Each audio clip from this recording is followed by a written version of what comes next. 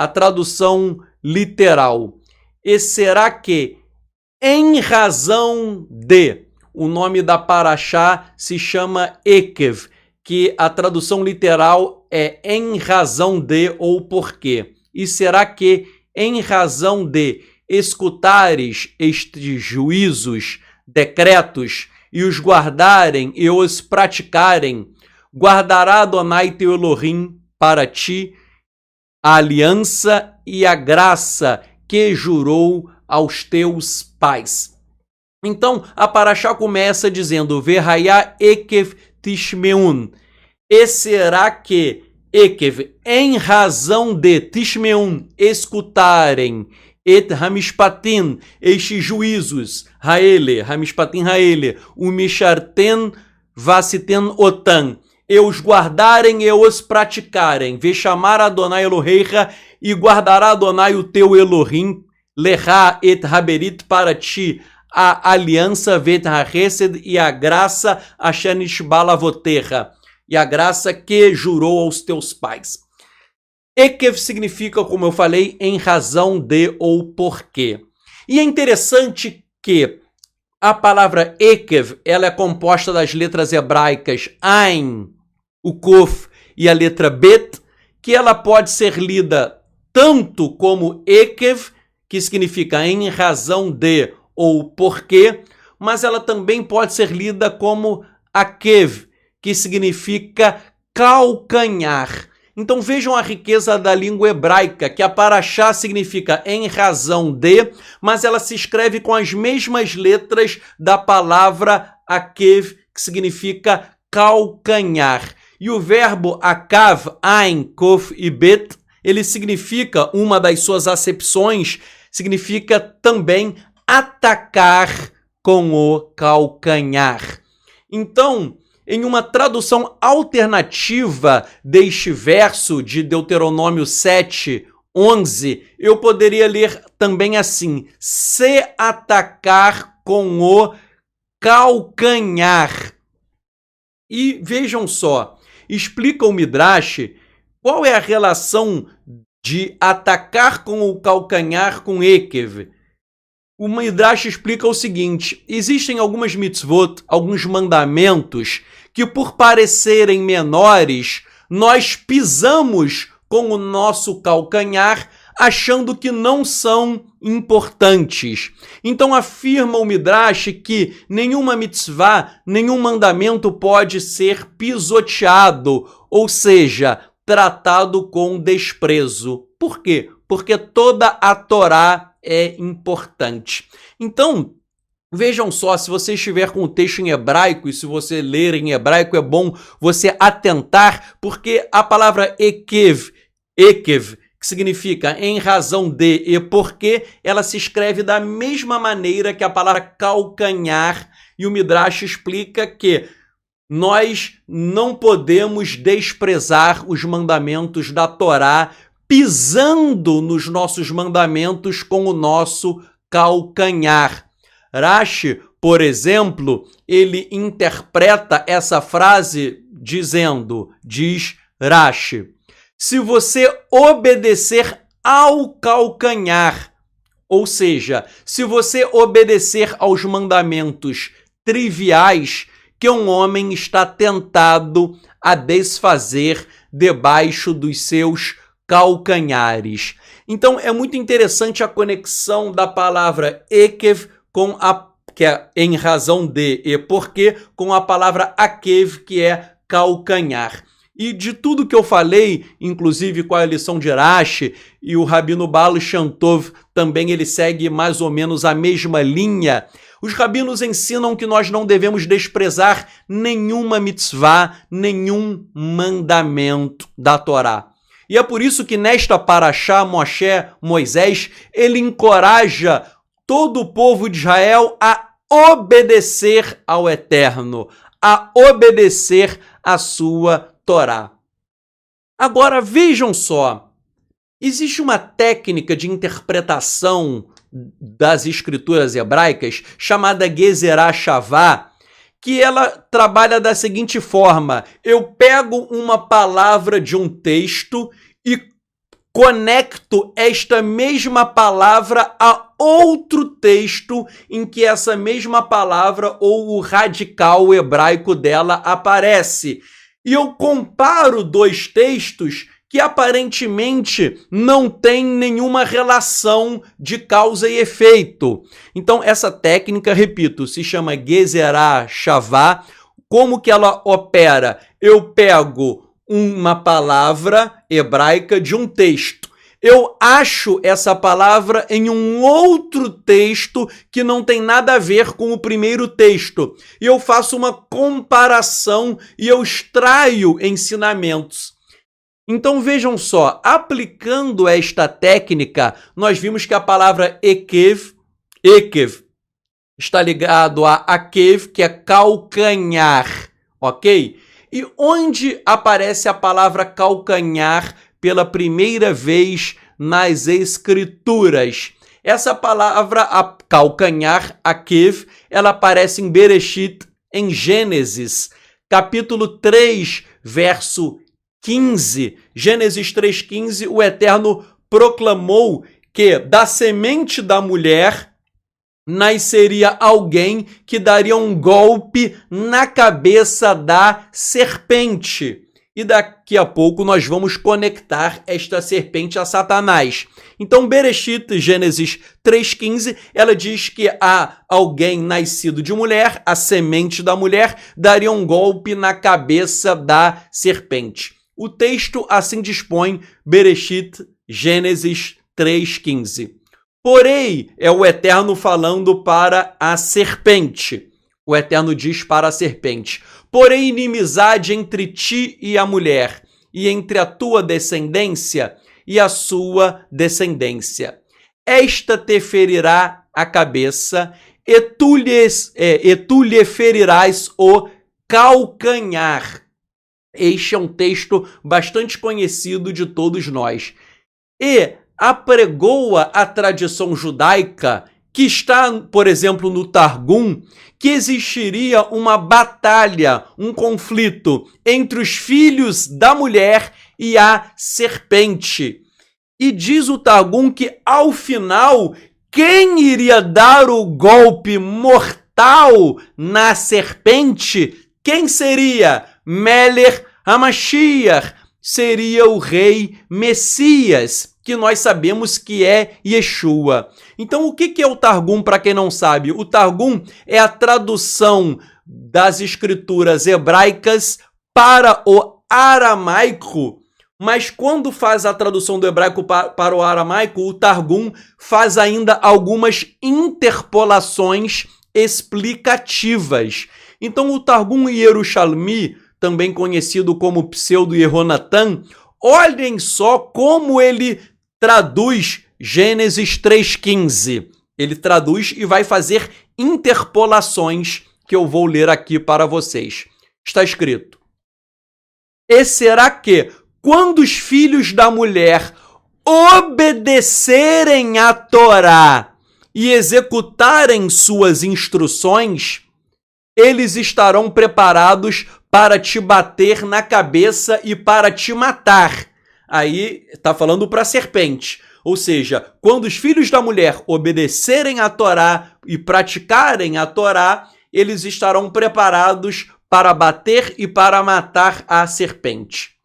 E quando os filhos da mulher abandonarem os mandamentos da Torá e não realizarem as suas instruções, tu, serpente, estarás pronta para machucá-los em seu calcanhar e feri-los.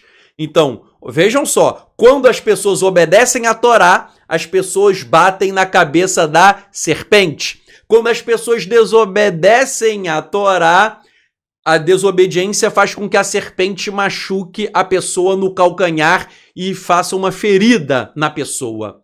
E aí conclui o Targum da seguinte maneira: no entanto, haverá um remédio, olhem só, um remédio para os filhos da mulher. Mas para ti, serpente, não haverá remédio. Haverá um remédio para o calcanhar dos filhos da mulher. nos dias do rei Messias. Então o Targum está falando de forma maravilhosa que nós somos filhos da mulher e nós sofreremos golpes vindos da serpente, golpes que atingirão o nosso calcanhar quando nós estamos em desobediência. Mas haverá um remédio para nós, haverá um remédio para o nosso calcanhar, e esse remédio será dado nos dias do rei Messias. Ou seja, o Targum está dizendo que é o Messias quem dá o antídoto, o remédio contra a serpente, contra o veneno da serpente. O remédio, o antídoto, quem dá é o Messias.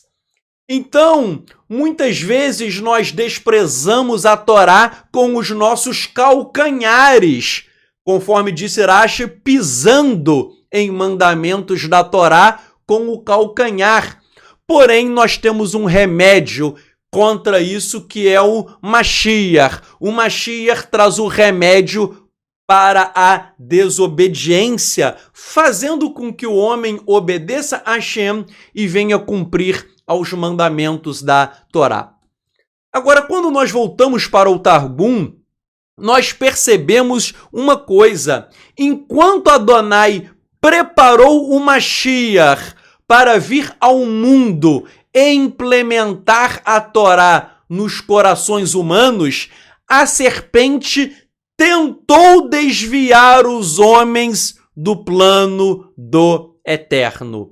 A serpente, que daqui a pouco nós veremos que é Hassatan, e eu vou dar bases na literatura judaica sobre isso, a serpente, que é Hassatan, ela tenta desviar os homens do plano do Eterno. Então, Mashiach vem ensinar a Torá, fazer com que o homem obedeça a Torá, que é a vontade de Hashem, e a serpente vem para desviar os homens.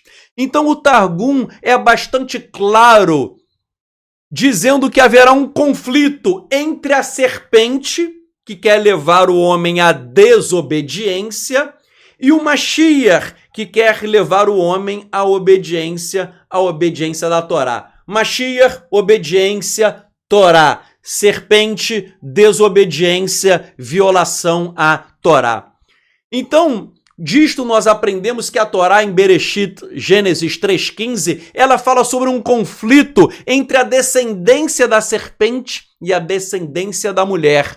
Nós temos os seguintes conflitos: descendência da serpente versus descendência da mulher. Serpente versus Mashiach. Quem é a descendência da serpente? Eu já adianto, não são apenas os Shedim, os demônios, mas são todas as pessoas que aqui na Terra são instrumentos de Hassatan. Por exemplo, as pessoas que estão matando as outras são descendentes da serpente, pessoas que praticam o terrorismo, que matam, pessoas que estupram, os corruptos do Brasil e das nações, as pessoas que praticam idolatria, que praticam imoralidade sexual, o derramamento de sangue, a perversão sexual. Tudo isso são pessoas que são descendentes da serpente, porque elas instrumentalizam a vontade da serpente aqui na Terra. Mas existe a descendência da mulher atrelada ao Mashiach, que é a descendência daqueles que fazem a vontade de Hashem, aqueles que cumprem a Torá. E quem é a serpente? É o que as pessoas sempre me perguntam. Pensem comigo. Hashem representa vida, luz e bondade. Contrariamente, Hassatan e os Shedim e os demônios, eles estão ligados à morte, à escuridão e à maldade. O Tanar, o Antigo Testamento, ele não estabelece, isso é importante frisar, ele não estabelece um panorama completo sobre Hassatan. O Tanar, o Antigo Testamento, faz referências esparsas, mas não dá uma doutrina completa, fechada e com todas as explicações sobre Hasatan. Isso é muito importante que você saiba. O Tanar, o Antigo Testamento, entre aspas, ele não tem um capítulo explicando tudo sobre Hasatan, como ele foi criado, quais são as suas características, todos os detalhes. Não há uma teologia sistemática sobre isso. Porém, a literatura do judaísmo do período do Segundo Templo é bastante farta ao tratar do tema Hasatan, Satanás. E nós sabemos, ainda mais nós que somos judeus, que nem tudo está nas Escrituras. Existe tradição judaica não escrita que correu paralelamente às Escrituras.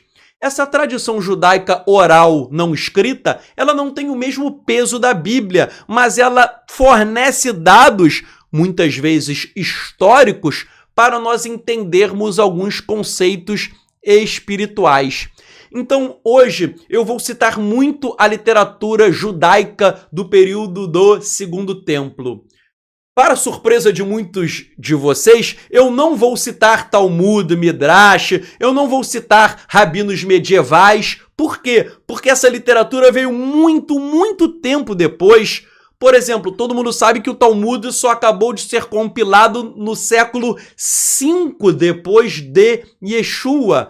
Quer dizer, na verdade, por volta do ano 500, aí já até o século VI. Na virada do século V para o século VI, por volta do ano 500. A Mishnah por volta do ano 200 e a Guemará por volta do ano 500, ou seja, século VI. Então eu não vou citar essa literatura que veio muito tempo depois.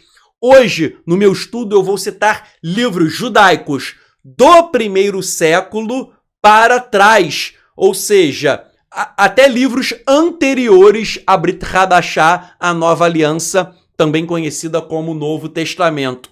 Eu vou deixar de fora, repito, a literatura rabínica que veio muito tempo depois. Mas, acerca da identidade da serpente, quem é a serpente?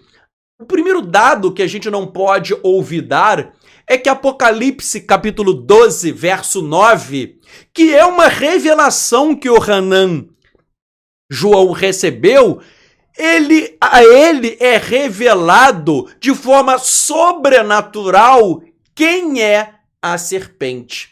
Apocalipse 12, 9, a tradução literal do aramaico diz: "E o grande dragão foi expulso, a antiga serpente, que é chamada de enganador e Hasatan."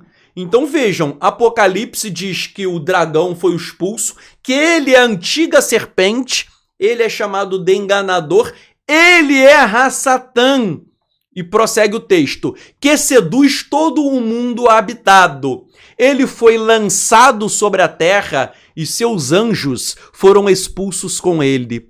Então, meus irmãos, nós que acreditamos em Yeshua, que cremos na Brit Hadashah, a Brit Hadashah é clara. A antiga serpente é Hasatan. E aqui o texto está dizendo que Hasatan engana todo o mundo. E ele foi lançado sobre a terra com os seus anjos. Nós sabemos, Yeshua falou que esse mundo jaz no maligno. Maligno aí, em aramaico, bicho ou bicha, é uma palavra, dependendo do dialeto, pode ser bicho ou bicha. Maligno aí é uma alusão ao mal, mas também é uma alusão no pensamento semita, à luz do aramaico, é uma alusão também a Satanás. Então, o mundo jaz no maligno. O mundo, ele é dominado e ele perece pelo maligno, pois você sabe que quando o homem pecou por conta da artimanha da serpente, quem entrou no mundo? A morte. Então, o salário do pecado é a morte. A morte é uma consequência da ação de Hasatan, fazendo o pecado adentrar no mundo. Então, percebam o seguinte, Hasatan, ele habitava Obviamente, ele foi criado pelo Eterno, então ele estava junto do Eterno. E hoje nós vamos estudar algumas tradições acerca do que levou à queda de Hassatã. Nós vamos analisar algumas fontes. Mas, antes disso, eu gostaria de frisar mais uma vez que, de acordo com Apocalipse 12:9, ele é o enganador. Ele seduz todo mundo habitado. Toda a maldade que nós vemos no mundo, claro que ela é produzida por homens, mas na verdade Hassatã é quem estimula. Eu não estou falando que não há livre-arbítrio, é claro que há livre-arbítrio, porque a pessoa pode falar não a Satanás, mas muitas pessoas dizem sim, e aí existe homicídio, imoralidade sexual, prostituição, adultério, idolatria e tantos pecados que assolam a terra. Isso é obra da antiga serpente, o dragão, o enganador Hassatã. E quem fala isso é a própria Brit Hadashah por meio de uma revelação sobrenatural. Uma coisa muito importante antes de entendermos melhor Hassatã é entendermos o seguinte: o Gan Eden, o Jardim do Éden, quando o Eterno criou Adão e Havá, o homem e a mulher, Adão e Eva, ali era o local em que Hashem se comunicava diretamente com o homem. A presença do Eterno estava ali no Gan Eden. Então o Gan Eden, o Jardim do Éden, era uma espécie de templo. Muitos não sabem, templo significa também o lugar da habitação do Eterno. Então, se ali o Eterno falava com o homem e com a mulher, se a presença do Eterno estava ali, tanto é que eles conversavam, o homem e a mulher com o Eterno, ali era uma espécie de templo, ou seja, o local da habitação do Eterno. Não é à toa e nem coincidência que existe certa tradição judaica dizendo que o templo de Salomão e depois o segundo templo, eles foram construídos exatamente no local do Jardim do Éden, em que o Eterno se comunicava com o homem e com a mulher. Então, vejam que fantástico, quando a gente vai lá em Jerusalém, ali no Côtel, no muro, ali no lugar do templo, ali, segundo uma tradição, ela não é unânime, mas existe uma tradição dizendo que era ali que o Eterno se comunicava com o homem e com a mulher. Por isso que aquele lugar é o lugar mais sagrado do mundo. E ali depois foram construídos o templo de Salomão e depois o segundo templo. Agora vejam só, então ali era uma espécie de templo, ou seja, o Jardim do Éden era um lugar em que o Eterno habitava. E aí nós temos que entender que junto do Eterno existem queruvim. Queruvim é o que geralmente traduzem como querubim. Querubim no hebraico se chama queruv. A palavra hebraica é queruv, que se refere àquele que está próximo de Hashem. Queruv vem de um radical que significa estar próximo. Então querubim, é quem está próximo do Eterno. Ou seja, é uma espécie de anjo guardião que está muito próximo ao Eterno. Então, no Gan Eden, no Jardim do Éden, já que o Eterno estava falando com o homem e com a mulher, é provável, e nós veremos o porquê, e obviamente aconteceu, que havia um queruv ali no local, ou mais de um queruv, ou seja, querubins em português, dizendo no local. Porque, repito, onde está o Eterno, existem queruvim, existem os querubins em português. Então, se o Eterno falava com o homem e com a mulher no Jardim do Éden, provavelmente ali existiam querubins ali. E os querubins, no Antigo Testamento, no Tanar, eles tinham 3 funções básicas. A primeira função, eles guardavam a fonte da vida. Isso está em Gênesis 3:24. Os querubins guardam a fonte da vida, Gênesis 3:24. Outra função deles, eles levavam a carruagem de Deus. Isso nós lemos, por exemplo, no livro de Ezequiel 1, versos 5 a 20, Ezequiel 10, 1 a 22, lemos também em 2 Samuel 22, 11. Então, os querubins estão associados à carruagem de Deus. E a terceira função deles, eles servem no trono de Deus, no trono de Hashem. Isso está, por exemplo, em 1 Reis 6, 23 a 28 e o capítulo 8, versos 6 a 8. Então, os querubins servem ao trono de Deus. E aí, vejam só, havia um querubim, que ele se apresenta como uma forma de serpente para enganar o homem e a mulher. Repito, o próprio livro de Apocalipse, e eu li aqui para vocês, o próprio livro de Apocalipse fala que Nahash, a serpente, Nahash, ela é quem? É Hassatan, é Satanás. Então a própria Brit Hadashah fala que a serpente é Satanás. Agora, Satanás quem ele é? Ele é um queruv, ou seja, um anjo protetor, um querubim, dizendo na linguagem da língua portuguesa. E é muito importante e interessante observar que na literatura antiga da Mesopotâmia, ali em toda aquela região, há a descrição de seres sobrenaturais que se apresentavam no formato de um dragão serpente. Ele era meio dragão e meio serpente. Até mesmo eu já fiz uma viagem na China. Na China há muitos desenhos também de um dragão que é um meio dragão e meio serpente.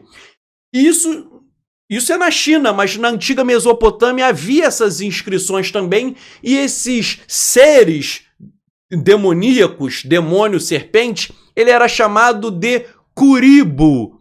Vejam só, no hebraico é queruv.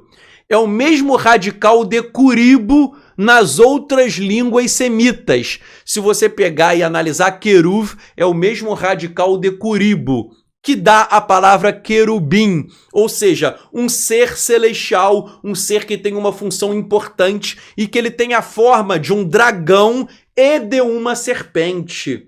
Vejam só, isso é literatura religiosa da antiga Mesopotâmia. Dragão e serpente, que são as mesmas palavras que aparecem em Apocalipse capítulo 12, verso 9, dizendo que o dragão é a antiga serpente que se chama enganador e Hassatan, ok? Então, nós temos isso aí, uma fonte histórica. Outra fonte histórica é que no Egito, no Antigo Egito, algumas divindades também se apresentavam com o formato de uma serpente. A serpente era um ser mitológico, era considerado um deus. Lembram como Moisés, ele vai lá confrontar Faraó e os feiticeiros do Faraó também fazem com que as suas varas se transformem em serpentes? Aquilo ali porque a serpente era um símbolo maligno. E eles adoravam a serpente, adoravam deuses em forma de serpente. Agora, nós só conseguimos entender o contexto geral. Eu falei aí da literatura da Mesopotâmia, que fala do dragão serpente. Eu falei do Egito, que também tinha deuses em forma de serpente. Eu falei sobre literatura judaica do período do Segundo Templo. Mas para nós entendermos o conceito do Tanar, do Antigo Testamento, das escrituras hebraicas sobre Hassatan, dois textos são essenciais e que nós temos que analisar porque eles causam muita polêmica. São textos, repito, que causam polêmica e eu gostaria de apresentá-los para nós estudarmos. O primeiro texto é Yeshayahu, Isaías, capítulo 14. Você pode abrir a sua Bíblia em Isaías 14, a partir do verso 12. Isaías 14, verso 12, está escrito: Eir na falta me chamaim Heilel ben Shahar. Como caíste do céu, Heilel, estrela da manhã, filha do amanhecer. Então está falando que uma estrela caiu do céu, ela é a estrela da manhã, filha do amanhecer. Como foste lançado... Aí eu vou continuar lendo. Como foste lançado por terra, tu que prostrava as nações. O próximo verso, verso 13. E tu dizias no teu coração, eu subirei ao céu acima das estrelas de Deus.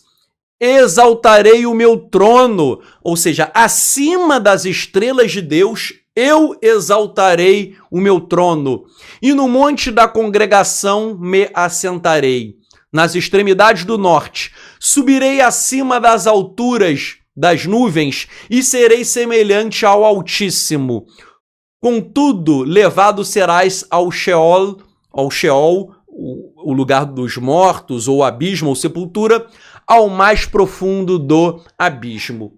Esse é o primeiro texto que alguns dizem que é sobre Hassatan e outras pessoas dizem que não é sobre Hassatan. Nós veremos já já se esse texto é ou não é sobre Hassatan.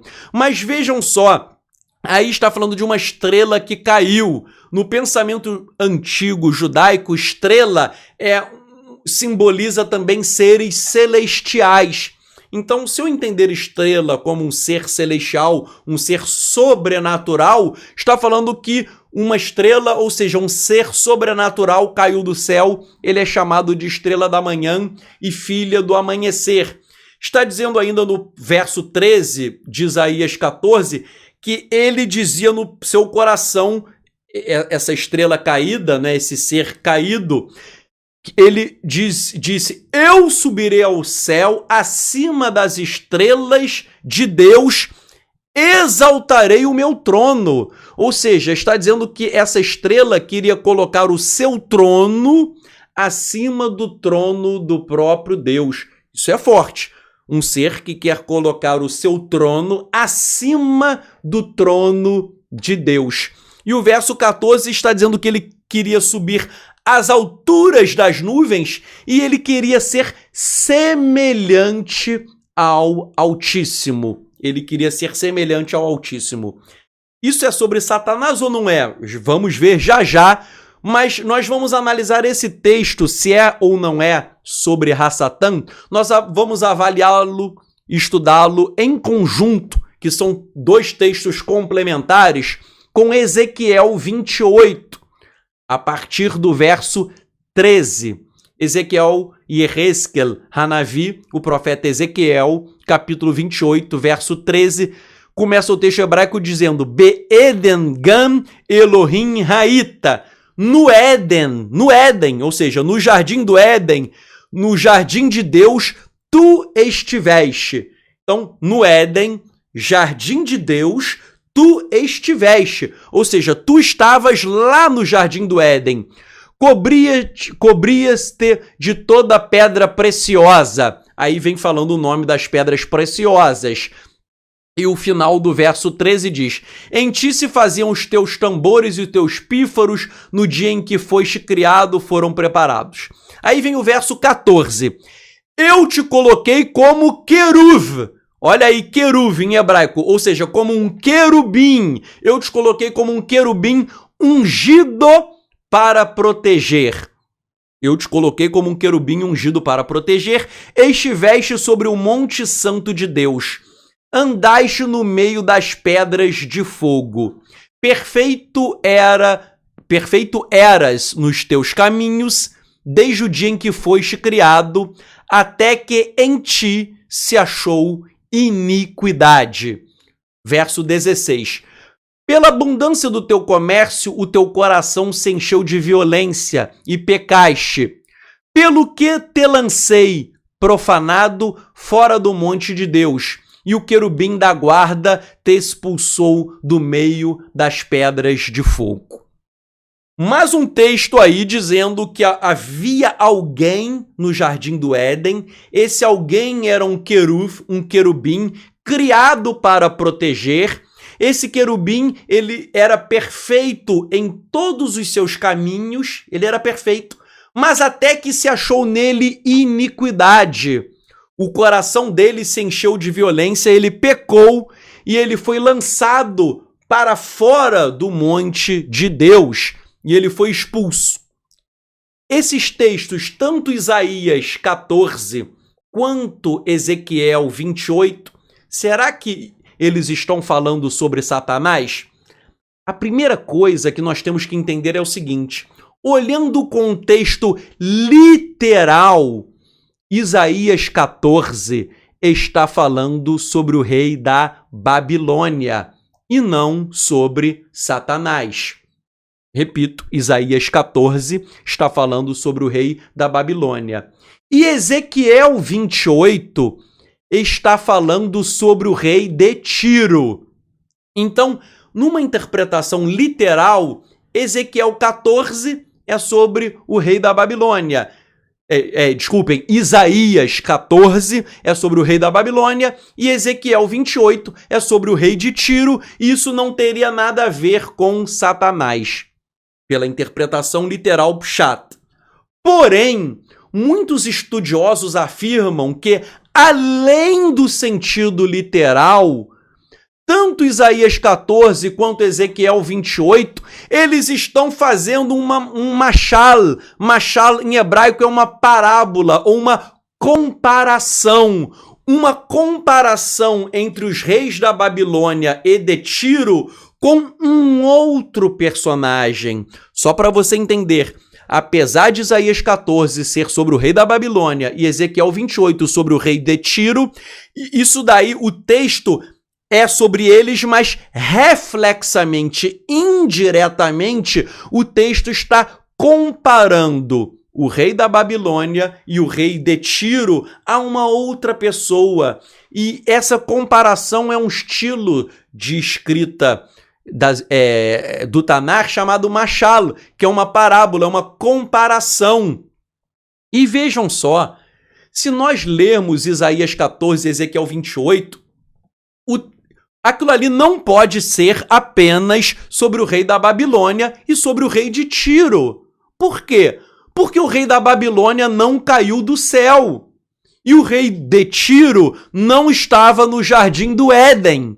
Então, para vocês entenderem, o texto não pode ser apenas sobre o rei da Babilônia e sobre o rei de Tiro, porque o texto fala sobre um ser que caiu do céu, e o rei da Babilônia não caiu do céu. O texto fala sobre o rei, sobre alguém que estava no jardim do Éden, e o rei de Tiro não estava no jardim do Éden. Ambos os textos narram uma série de crimes, de iniquidades, que não tem nada a ver com o rei da Babilônia e com o rei de Tiro. E esta é a razão pela qual muitos estudiosos de alto nível, não é, peguei a opinião de alguém na internet, não.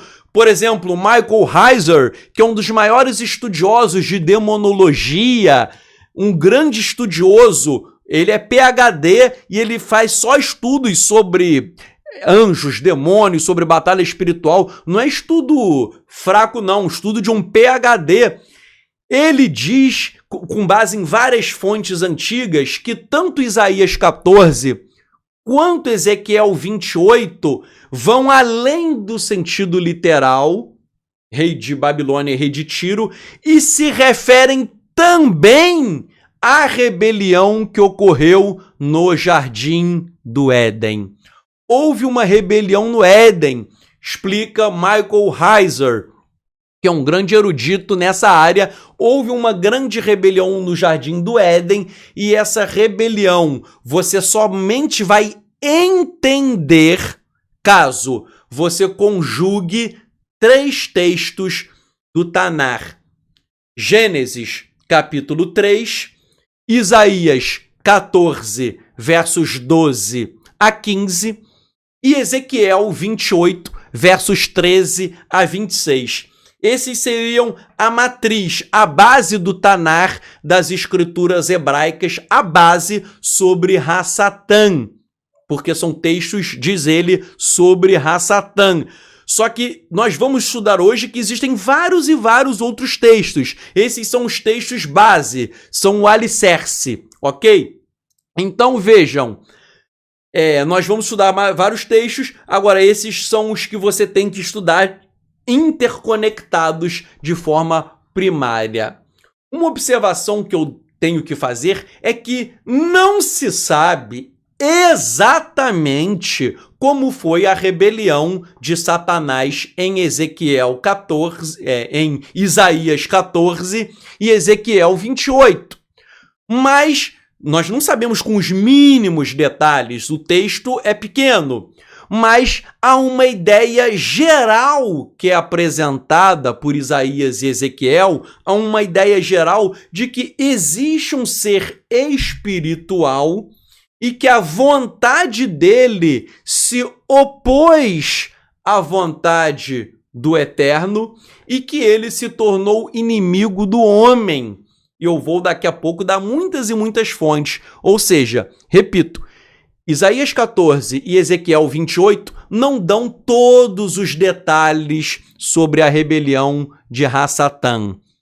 São quase nada, são poucos detalhes. Não obstante, desses textos e com Gênesis capítulo 3, nós extraímos uma ideia geral no sentido de que existe um querubim, que ele é um ser que se opõe à vontade de Deus e ele se tornou inimigo do homem.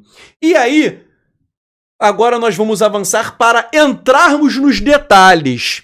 Já que as escrituras hebraicas não dão os detalhes, a tradição judaica, consignada em vários livros, veio a explicar e dar algumas teorias de como foi a rebelião de Hassatan.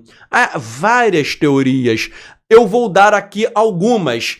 A primeira teoria, eu vou dar duas, que são as principais. Mas a primeira teoria sobre como foi a rebelião de Hassatan, essa primeira teoria está no livro de Adão e Havá, o livro de Adão e Eva. Livro de Adão e Eva, capítulos 12 a 17, que é um livro judaico. É um livro judaico. Esse livro explica o seguinte, ele fala usando as palavras de Hassatan. Nesses capítulos, Hassatan, ele encontra Adão, ele encontra o homem, e ele explica para o homem como foi a sua queda. Então, esse livro, ele está relatando as próprias palavras de Hassatan, explicando como foi a sua queda. E Hassatan explica o que levou à sua própria queda. Hassatan explica o seguinte, que Deus criou o homem à sua imagem e à sua semelhança. Isso nós sabemos. E incumbiu o anjo Micael, que é Miguel em português, incumbiu Micael a dar uma ordem para que todos os anjos se prostrassem diante do homem. Por quê? Porque o homem foi criado à imagem e à semelhança de Deus. Algumas traduções falam que todos os anjos deveriam adorar o homem, só que aí o verbo grego proskuneo significa também se prostrar. Então aí é um ato de adoração prostrada. Então, o que Hassatan explica é o seguinte, o Eterno criou o homem e a mulher. Depois ele deu ao anjo Micael, o anjo Miguel, uma ordem que todos os anjos deveriam se prostrar, se ajoelhar diante do homem e da mulher. Por quê? Porque o homem e a mulher são e foram criados à imagem e à semelhança de Deus. E vejam só, naquela época, Adão não era como eu agora, com corpo corruptível. Nós sabemos que Adão tinha um corpo glorioso. Ele tinha, diz Rashi, ele usava vestes de luz. Ele não usava nem roupa, eram vestes de luz, porque no homem e na mulher resplandecia a glória de Deus. A glória de Deus, ela emanava do homem e da mulher. Então Deus deu uma ordem que todos os anjos deveriam se prostrar diante do homem e da mulher, porque eles emitiam a glória do próprio Hashem. E aí o que acontece? Micael e os anjos se prostram perante o homem. Só que Hassatan se recusa a se ajoelhar diante do homem. Hassatan se recusa e ele diz assim, eu não vou me ajoelhar perante o homem. Por quê? Porque eu, Satã, diz ele, fui criado antes do homem e eu sou superior ao homem. Então, Satã, ele usa dois argumentos. Primeiro, ele foi criado antes do homem. 2, ele é superior ao homem. E aí vem Satã e diz, na verdade, o homem é que tem que me adorar. Eu sou Satã, eu tenho que ser adorado. E Satã pede e ele quer a adoração dos homens. Vejam, meus amigos, olha aí a origem de todo o satanismo. A origem do satanismo está aí. E aí o que acontece? Vou concluir essa primeira parte da história. Então Micael, que é o anjo Miguel, ele fala para Satanás assim, Satanás, se você não se prostrar perante o homem, Hashem vai ficar irado contra você. Ou você se prostra perante o homem, ou Deus vai ficar irado. E aí, sabe o que Satã responde? Ele dá uma resposta que tem elementos de Isaías 14, versos 13 e 14. Satã diz assim, se ele, Deus, se irar contra mim, eu porei o meu trono acima das estrelas do céu e eu serei como o Altíssimo. Isso daí está no livro de Adão e Eva, capítulo 15, verso 3. E essa fala de Satanás, ou seja, eu vou colocar o meu trono acima das estrelas do céu e eu serei como o Altíssimo, isso daí você encontra também em Isaías 14, versos 13 a 14. Então, Satã, ele faz isso, ele se rebela, e aí, por essa rebelião, vejam só, ele primeiro ficou com raiva do homem, depois ele se rebela contra o próprio Eterno. E aí o que acontece? Hashem fica irado contra Satã e Satanás é expulso juntamente com os seus anjos que aderiram àquela rebelião. Então Satanás ele foi o primeiro, mas outros aderiram e quiseram ficar maior do que o próprio Eterno, quiseram usurpar o poder. Aliás, na própria literatura religiosa da antiga Mesopotâmia, há vários textos falando sobre anjos que quiseram usurpar o poder do Deus principal. Então isso tem paralelos também na literatura religiosa da antiga Mesopotâmia. Então, o que acontece? Já que Satã foi expulso, porque ele não quis se prostrar perante o homem, Deus ficou irado, e aí ele tentou se rebelar contra Deus e foi expulso. O livro de Adão e Eva explica o seguinte, Satanás, já que ele foi expulso e perdeu a sua glória, o seu poder, o seu esplendor, Satanás ele arma, isso está no livro de Adão e Eva, Satanás arma um plano para que o homem pecasse no Jardim do Éden, que é a história que você conhece em Gênesis 3. Satanás arma esse plano e ele diz assim, eu quero fazer com que o homem peque, para quê? Para que o homem perca a alegria e a felicidade, tal como eu perdi. Vejam, Satanás perdeu a alegria e perdeu a felicidade por conta da sua rebelião. Então ele se apresenta como uma serpente para quê? Para fazer com que o homem peque. E aí o homem perde o paraíso, ele perde a alegria, ele perde a felicidade. E aí a gente vê essa loucura do mundo que nós vivemos hoje, maldade, violência, corrupção, desigualdades sociais, pobreza, fome, doenças, pessoas morrendo. Nós vemos esse mundo está um caos. Por quê? Porque isso foi uma vingança de Satanás contra o homem. E Satanás quer que o homem o adore, conforme eu falei sobre a origem do satanismo. E quem são os servos de Satanás? São todos aqueles que vivem em rebelião contra o Eterno. Esse pessoal aí que pratica idolatria, isso é satanismo, é rebelião contra o Eterno. Quem vive na imoralidade sexual, isso é rebelião contra o Eterno.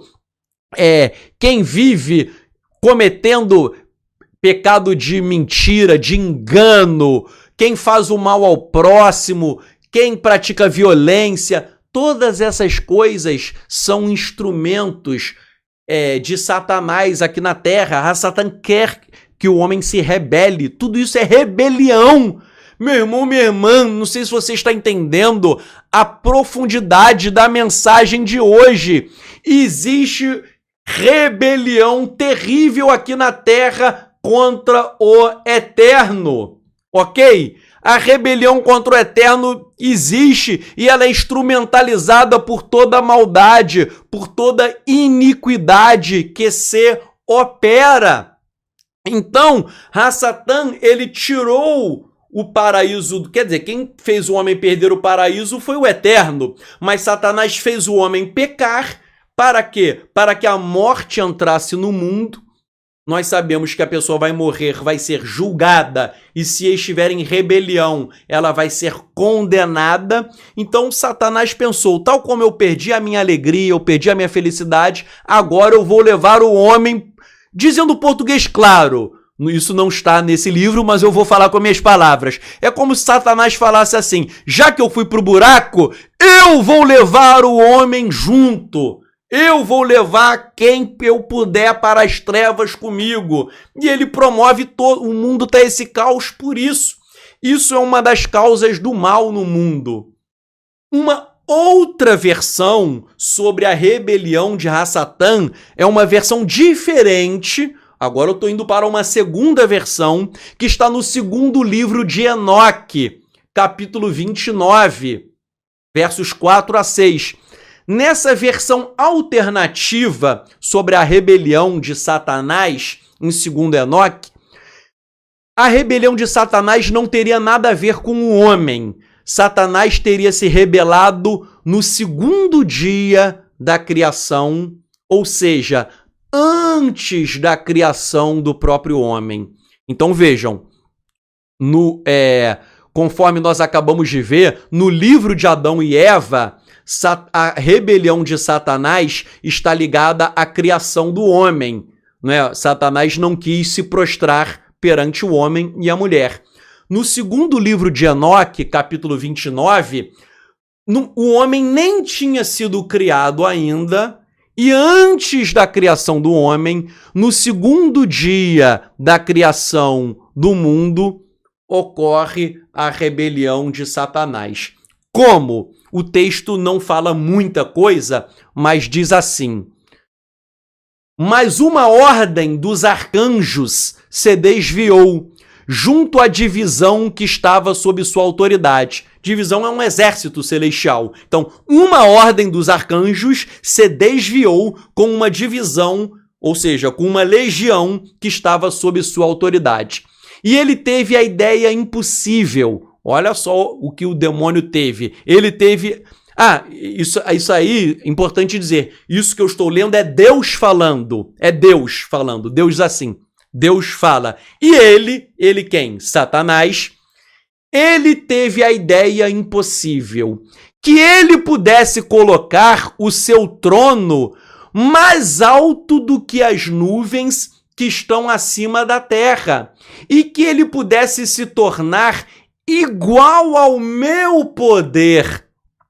Isso daí é uma citação indireta de Isaías 14:14, no segundo livro de Enoque.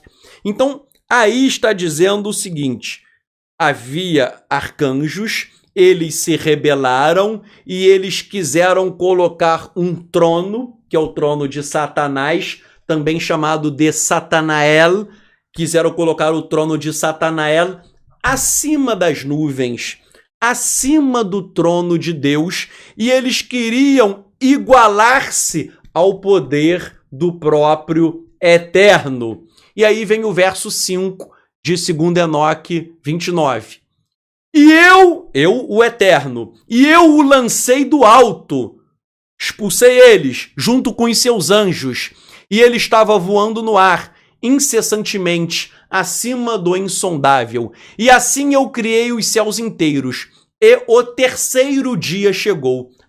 Então entrou o terceiro dia, Logo, dizem os estudiosos, se o terceiro dia chegou, então tudo isso ocorreu no segundo dia. É o que dizem os estudiosos. Então, são duas versões diferentes sobre a queda de Satanás.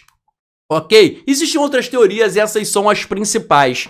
Mas eu cito ainda, por exemplo, o erudito judeu, porque muita gente acha que esse negócio de Satanás é invenção do Novo Testamento, é invenção cristã. Não, meus filhos, quem fala isso não sabe nada. Quem sabe disso não está estudando nada. Eu estou citando obras judaicas. Adão e Eva, Enoque. Vou citar agora o grande erudito judeu Howard Schwartz. Ele diz que a queda de Lúcifer, de Satanás, é explicada em Isaías 14 e em Ezequiel 28, que são os textos que nós estudamos acima. Então, ele fala que a queda de Lúcifer, de Satanás, está em Isaías 14 e Ezequiel 28. A obra judaica, Mikraot Gedolot, ela tem, né, está aqui na minha estante, os 29 volumes. O Rabino Rosenberg, quando ele vai traduzir Isaías 14, verso 12, ele traduz como uma referência a Lúcifer. Lúcifer, que é um outro nome para Satanás. Então, o erudito judeu Howard Schwartz, o erudito Rabino Rosenberg, na obra Mikraot Gedolot, fala sobre essa rebelião. Aliás, há uma farta literatura do Antigo Oriente Próximo de uma rebelião de seres celestiais tentando usurpar a autoridade de um ser maior, um ser supremo, que a gente sabe que é Hashem. Então, vejam só, alguns autores, eles dizem que Isaías 14 e Ezequiel 28 estão falando sobre Adão.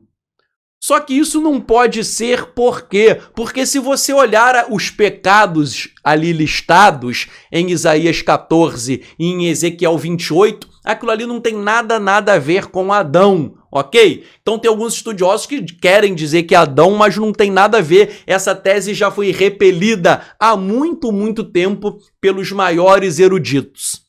Então percebam, desde a expulsão do homem no Gan Eden, no Jardim do Éden, a morte passou para toda a humanidade por causa do pecado de Adão.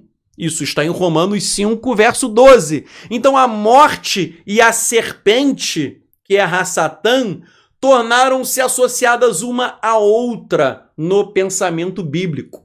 Repito, a morte, ela está associada a Satanás. Por quê? Porque o salário do pecado é a morte.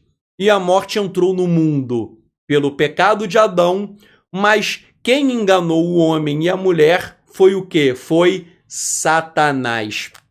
Ok? Então isso também tem a ver com uma manobra de Satanás. Então todos esses motivos de escuridão, morte, doença, caos, tudo isso faz parte de um reino que, apesar de não ser explicado detalhadamente em Gênesis 3, isso se refere a Satã, que é o rebelde original. O primeiro rebelde que nós conhecemos na história é Satanás. E o rebelde original que é Satanás, ele é considerado arrogante, por quê? Porque ele quer se exaltar acima de Deus. Ele é um enganador, cujas atividades demonstram total antipatia por aqueles que são a imagem e a semelhança de Deus. Nós somos a imagem e a semelhança de Deus. Satanás, ele quer fazer o mal para nós, por quê? Porque ele quer nos enganar, para que nós venhamos perder a glória de Deus, para que nós venhamos a nos esvaziar da presença de Deus, para que nós venhamos perder as bênçãos que ele tinha antes da rebelião. Então, a punição contra Satã está associada à morte, ao afastamento de Deus e ao domínio no reino dos mortos. Isso será o destino dos ímpios. Vejam, na verdade, todos nós vamos morrer, mas depois da morte haverá um julgamento, e alguns serão, como disse Yeshua, irão para... Yeshua que disse, não sou eu, Yeshua disse, que eles irão para o fogo e o tormento eterno, preparados para Ra-Satã e os seus anjos. Então, haverá uma punição dos iníquos. Ok?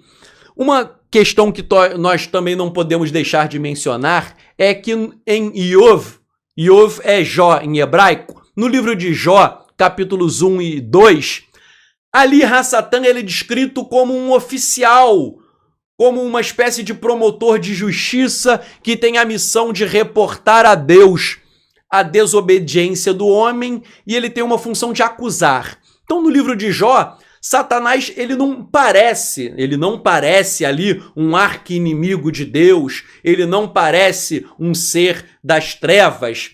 Aparentemente, ele é um anjo, que ele é um oficial, ou seja, ele tem uma função, e a função dele é dizer a Deus sobre a desobediência do homem, e ele acusa o homem diante do trono de Hashem.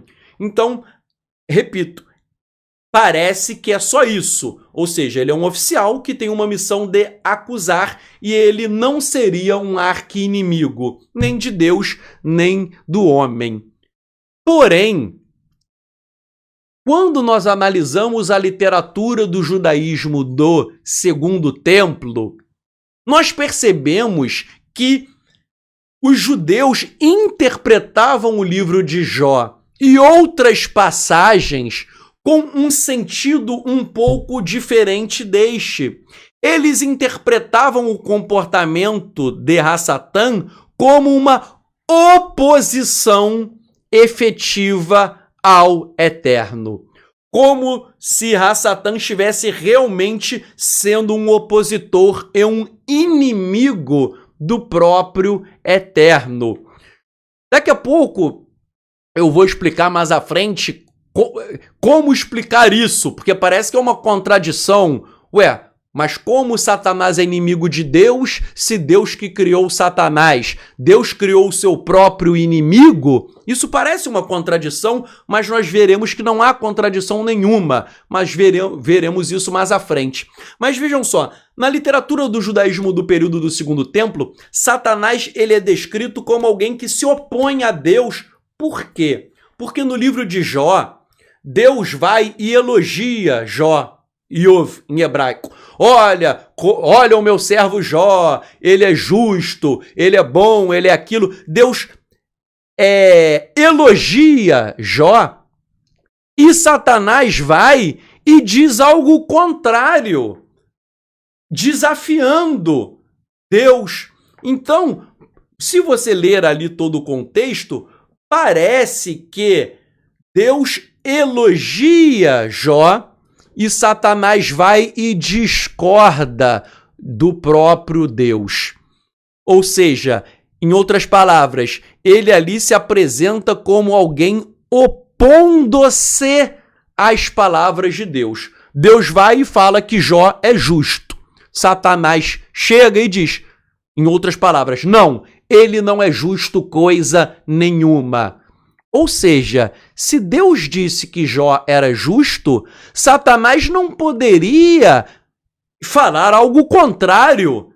Ele teria que se curvar, mas ele vai e fala o contrário. Ou seja, ali é uma espécie de confronto. Ali ele bateu de frente contra Deus. Claro que eu vou explicar daqui a pouco que tudo isso ocorre com permissão de Deus. E nós veremos por quê. Isso daí não é que Deus está em pé de igualdade contra Satanás. Isso é claro que não. Não é isso que eu estou ensinando. Satanás não é nada. Basta Deus fazer assim que Satanás é aniquilado.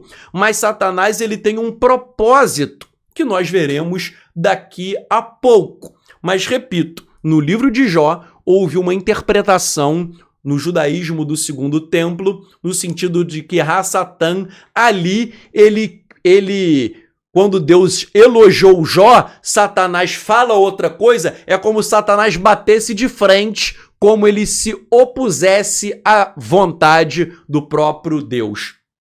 E pegando essa linha de uma oposição a Deus, os manuscritos do Mar Morto, eles trabalham muito que os eruditos chamam de cosmologia dualística, dizendo que nos manuscritos do Mar Morto há uma oposição entre Deus e Satanás, há um confronto. E gostaria de frisar aqui, meus amigos, Satanás não é equiparado a Deus, ele é um nada. Deus pode destruir ele imediatamente, mas essa oposição ocorre com a permissão de Deus e com um propósito que nós veremos daqui a pouco. Mas os manuscritos do Mar Morto, eles afirmam que Satanás também é um título para os demônios. Então, Satanás não é um simples acusador, ele é um demônio, e os manuscritos do Mar Morto, eles meio que usam Satanás como sinônimo de todos os demônios, né? Até aqui no Brasil a gente fala, o fulano tá com Satanás no corpo. Às vezes não é o chefão, às vezes é um demôniozinho de quinta categoria, mas também a gente pode usar Satanás como um título para todos os demônios, até porque Satã em hebraico significa acusador, ok? Então é aquele que acusa. No Testamento, no livro de Levi em aramaico, capítulo 3, verso 9, nos manuscritos do Mar Morto, está escrito assim: que nenhum Satã tenha domínio sobre mim. Então, é um pedido para que Satanás não tenha domínio, ou seja, está reconhecendo, e quem escreveu isso era um homem justo. Então, a ideia é, eu sou justo, eu tenho que Satanás não tenha domínio sobre mim. Ou seja, mesmo eu sendo justo, eu tenho que lutar contra Satanás. Mesmo sendo justo, repito, eu tenho que lutar contra Satanás para que ele não me domine.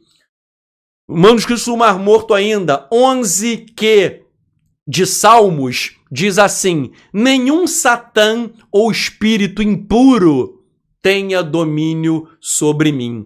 Então também é mais um pedido para que nós não sejamos dominados. Então nós vemos aí Satanás também como sinônimo do Shedim, dos demônios. Nós lemos ainda, por exemplo, no livro de Enoque, quando está sendo descrita a sua jornada celestial, ele fala que ele viu milhões de seres sobrenaturais diante do Eterno, chamado de Senhor dos Espíritos. E aí, 1 Enoque, capítulo 40, verso 7, ele diz assim: e ouvi a quarta voz afastando os satãs. Aí tá no plural. Em hebraico seria satanim. Mas vou traduzir aqui em português, não é? Esse livro também existe em grego, em etíope. E ouvi a quarta voz afastando os no plural, os satãs, e proibindo-os de vir perante o Senhor dos Espíritos para acusar os que habitam na terra. Então aqui Enoque está falando de satãs no plural, que tem a missão de acusar. Então eu estou mostrando aí que também não existe um conceito apenas de um. Houve o rebelde original, o primeiro Satã que nós falamos, a primeira rebelião, e depois ele levou outros anjos. Mas também é possível falar que todos eles são satãs, no plural, ok? Associando todos eles a satãs em um modo geral. Então existe Satã no sentido... Satã tem dois sentidos. Um, o líder de todos os demônios, mas também pode ser uma designação genérica de todos os demônios. E quando nós lemos o livro de Enoque e os manuscritos do Mar Morto, nós percebemos que nessas obras Satã não é um servo de Deus.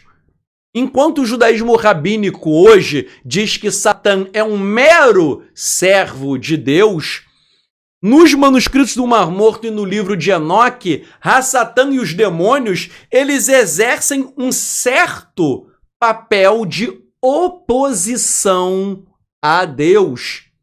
E nos manuscritos do Mar Morto, e em Enoque, nós lemos sobre esse dualismo cósmico. O dualismo cósmico é esse intenso combate entre Hashem de um lado e Hashem e os seus anjos de um lado e Belial, que é a Satã e os demônios do outro.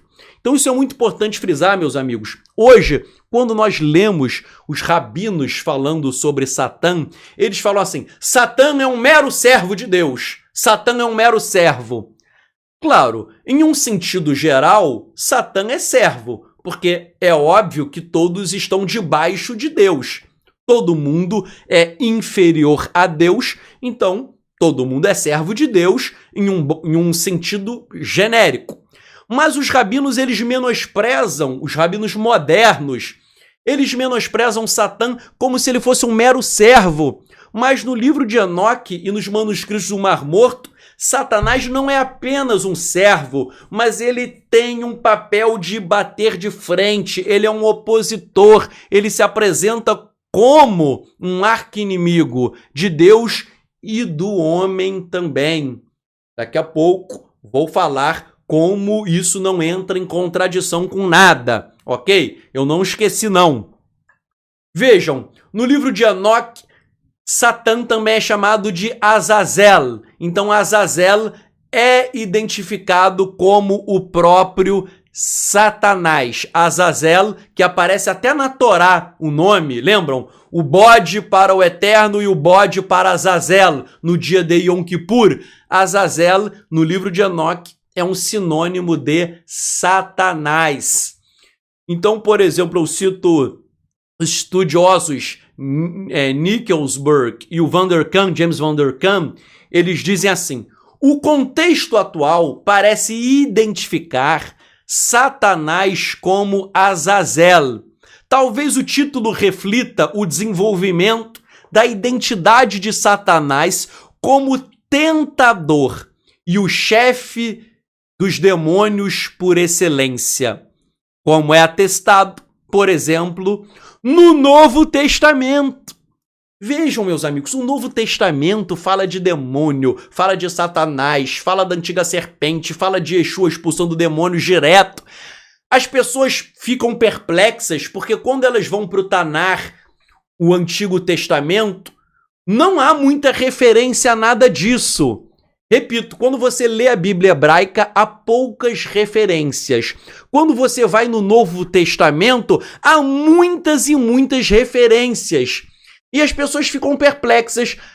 Uns chegam a dizer o absurdo.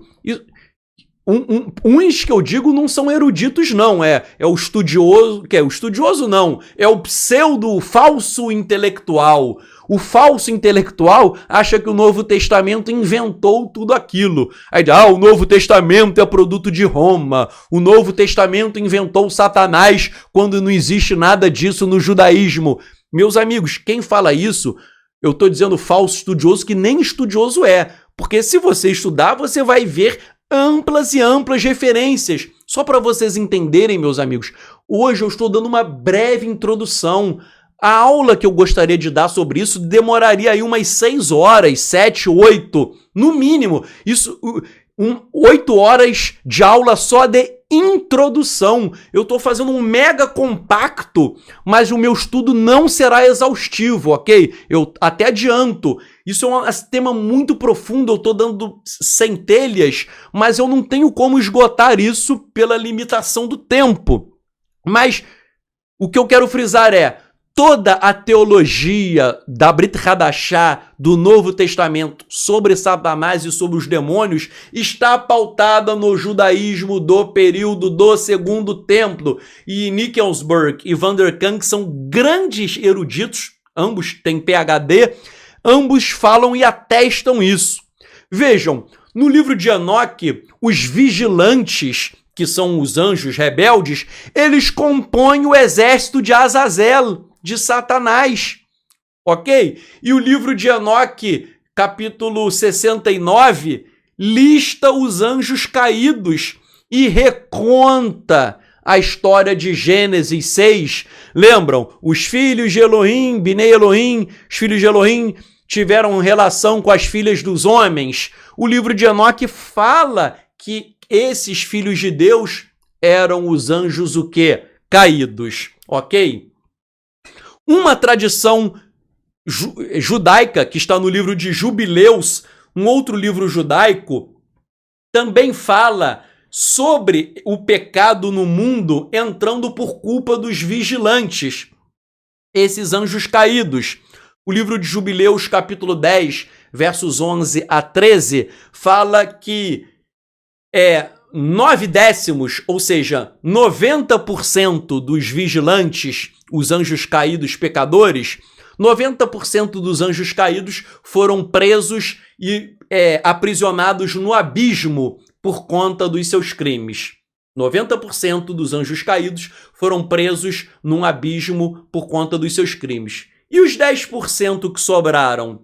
Jubileus fala que os 10% que sobraram, eles foram autorizados a permanecer na terra e fizessem parte e se sujeitassem a Satanás. E aí eles compõem o exército de Satanás. Satanás é chamado, em Jubileus também, de o chefe dos espíritos.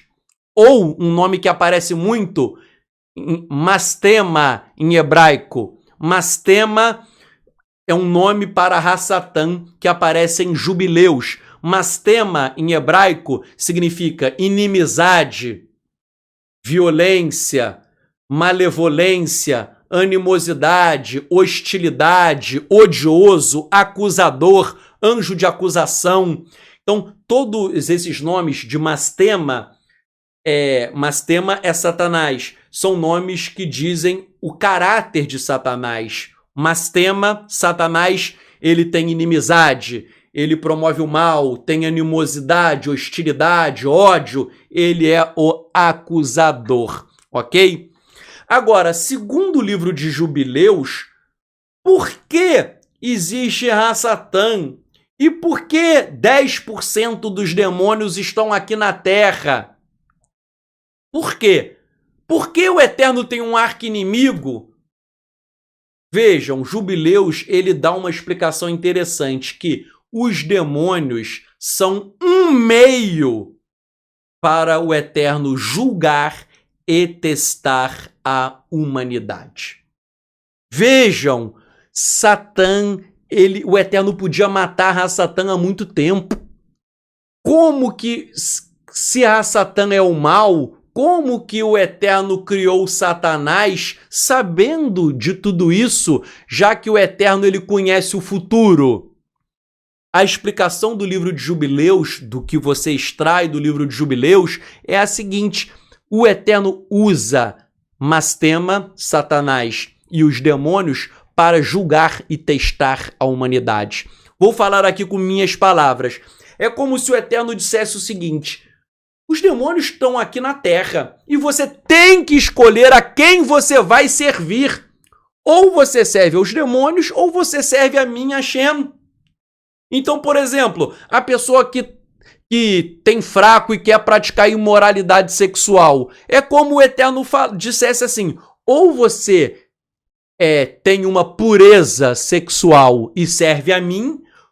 Ah, você quer praticar imoralidade sexual? Então você está na mão dos demônios. Então eles exercem esse jogo para julgar e testar, para tentar o homem. Por exemplo, é sobre a existência do mal, mas isso se aplica também à existência de Satanás. O Zohar explica o seguinte: por que o Eterno criou o mal?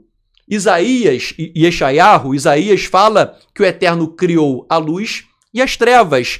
E o Eterno criou o bem e também criou o mal. Ué, diz Isaías que o Eterno criou o mal. E aí vem a pergunta: por que o Eterno criou o mal se ele é bom? Se ele é bom, por que ele criou o mal? Parece uma contradição. Mas aí o Zohar explica o seguinte: isso é uma parábola. Havia um rei que ele tinha um filho que era o príncipe. E o príncipe iria herdar o trono do rei. Então ele era um rei, ele tinha um filho, um príncipe, e ele iria herdar o trono, o príncipe.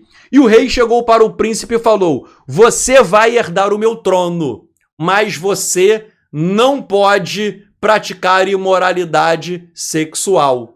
E o príncipe falou assim: tudo bem, meu pai, eu nunca vou praticar imoralidade sexual, eu tô firme, eu nunca vou praticar. E aí o rei pensou o seguinte: será que meu filho é fiel a mim ou não? Será que ele me obedece ou não? E aí o que o rei faz? O rei contrata uma prostituta para tentar o filho do rei. E essa prostituta, ela é contratada para tentar o filho do rei, para saber se o filho do rei cai ou não cai na tentação. O que o Zohar quer explicar aí, nessa parábola, o rei é Hashem. O filho do rei somos nós. E a mulher contratada pelo rei é Satanás. Então vejam, tal como o rei usou aquela prostituta contratada para tentar o seu filho, e ele contratou a prostituta, o Eterno criou Satanás para nos testar, para ver se nós somos fiéis ou não. Então, de acordo com o livro de Jubileus, tudo é parte do plano de Deus. O Eterno está no controle de tudo. Até a própria criação de Satanás, ela foi criada por Deus, mas Deus depois ele vai proferir juízo contra os ímpios. Tal como nessa parábola do Zohar, se o filho dormir com a prostituta, ele perde a herança. Se ele for fiel, ele ganha a herança. Então, esse filho vai ser julgado tal como nós, ok? Então, nós temos que entender sobre isso, que Satanás ele não está em pé de igualdade com Deus, ele é inferior, mas ele foi criado com um propósito de tentar. E cabe a nós falarmos o quê? Cabe a nós falarmos não, ok? Não a Satanás. Um outro nome de Satanás é Belial ou Beliar nos manuscritos do Mar Morto. Belial ou Beliar significa perversidade ou maldade. E quando nós compulsamos os manuscritos do Mar Morto e a literatura pseudepígrafa, nós percebemos as características de Belial, que é Satanás. Por exemplo, Belial é chamado de anjo da maldade e governante deste mundo. Vejam, isso está em Martírio de Isaías, capítulo 2 e capítulo 4. Ele é o anjo da maldade e ele é o governante deste mundo. Essa é a mesma linguagem usada na Brit Hadashah, no Novo Testamento, dizendo que Satanás é o governante deste mundo, ele é o príncipe deste século, ele é o príncipe dessa era. Em Martírio de Isaías 1.8, Belial, Satanás, é chamado de o chefe dos poderes demoníacos. Então ele é o chefão de todos os demônios. No Testamento de Naftali, capítulo 2, e também no capítulo 3, fala que o Eterno tem uma vontade que está na Torá. Mas Belial quer fazer com que o homem viole a Torá e viole a vontade do Eterno. Então, mais uma vez, nós vemos esse dualismo cósmico. O Eterno tem a sua vontade na Torá. Belial, ele é contra a Torá, ele é contra o Eterno e quer fazer com que o homem desobedeça ao Eterno. No Testamento de Levi 19 e no Testamento de Yosef, capítulo 20, está dizendo que o caminho de Belial é um caminho de trevas em oposição à luz. Meus amigos, percebam tudo que eu estou falando, como isso se encaixa com o Novo Testamento. Não sei se vocês estão percebendo, hoje no final do shiur eu vou citar alguns versos do Novo Testamento, poucos, mas eu estou dando o panorama dessa literatura que muitos não conhecem, mas elas dão o pano de fundo teológico sobre o qual a Brit Hadashah, o Novo Testamento, foi erguido. Tudo isso que eu estou falando tem paralelos no Novo Testamento. Por exemplo, o testamento de Asher, capítulo 6. Asher, no português, é o Aser, um dos patriarcas. Os anjos de Belial, eles são colocados contra os anjos de Hashem, de Adonai. Então, os anjos de Belial, eles são contra, eles estão em guerra contra os anjos de Adonai. No testamento de Yehudá 25, e testamento de Zevulun 9, e testamento de Levi, Belial é chamado de espírito do engano e do erro. Igual a Brit Hadashah fala, tudo isso que eu estou falando tem paralelos, espírito do engano e do erro. Ok? Ele é o mestre do engano, o mestre do erro, o pai da mentira, como nos ensina a Brit Hadashah. Nesses livros que eu citei, Testamento de Yehudá, Testamento de Zevulun e Testamento de Levi, ele é chamado de mestre do engano, mestre do erro. Nos manuscritos do Mar Morto, no documento de Damasco 16.5 e 1 QM 13.11, Belial, Satanás, é chamado de anjo da inimizade. Ele é chamado também de príncipe do reino da iniquidade. 1 QM 17.5.6. Príncipe do reino da iniquidade.